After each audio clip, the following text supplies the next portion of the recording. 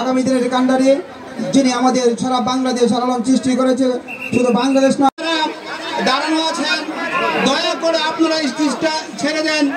এখন বক্তব্য নিয়ে আসছে শামসুল হক মেম্বারকে তার সংক্ষিপ্ত আসন গ্রহণ করার জন্য অনুরোধ করছেন, মঞ্চে আসন গ্রহণ করার জন্য অনুরোধ করছেন।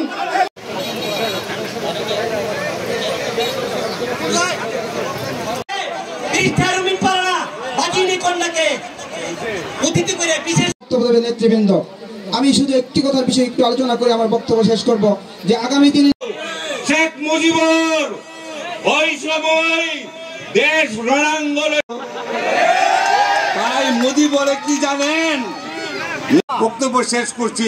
রবীন ফারানাথ জিন্দাবাদ, ধানের শীষ প্রতীক মার্কায় রবীন ফারানাথ। আশুগঞ্জ উপজেলা তরুণ দল অধীনস্থ তেমন কিছু বাকি কিন্তু থাকে না।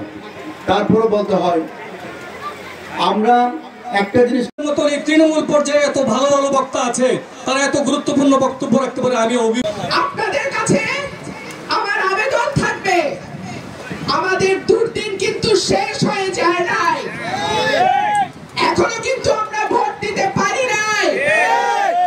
ইনশাআল্লাহ আশা করি ফেব্রুয়ারিতে আমরা একটা নির্বাচিত সরকার পাবো।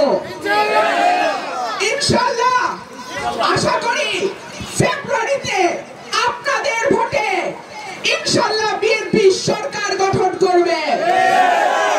দীর্ঘ 17 বছর বাংলাদেশের মানুষ তার পছন্দের প্রতিনিধি নির্বাচন করতে পারে নাই।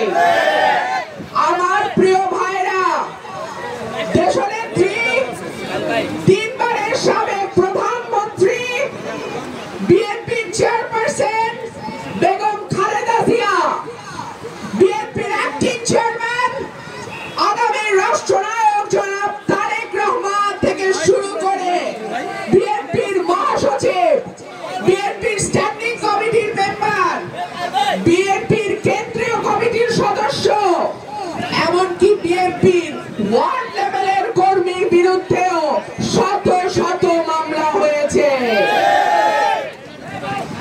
আমরা দিনে ঘরে থাকতে পারি নাই, এলাকায় থাকতে পারি নাই, বাবা মার জানাজায় আসতে পারি নাই, ঘরে ঘরে চাকরি দেব এই মিথ্যা কথা আমি বলবো না।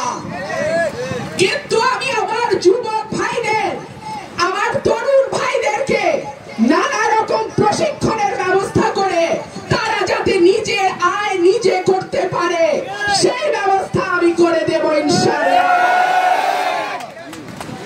আমরা বেড়িবাঁধের একটা দাবি উঠেছে, ইনশাআল্লাহ আপনারা যদি আমাকে সুযোগ দেন, রব্বুল আলামিনের রহম যদি থাকে, আমি যদি নির্বাচিত হই, বেড়িবাঁধের কাজটাও আমি করব।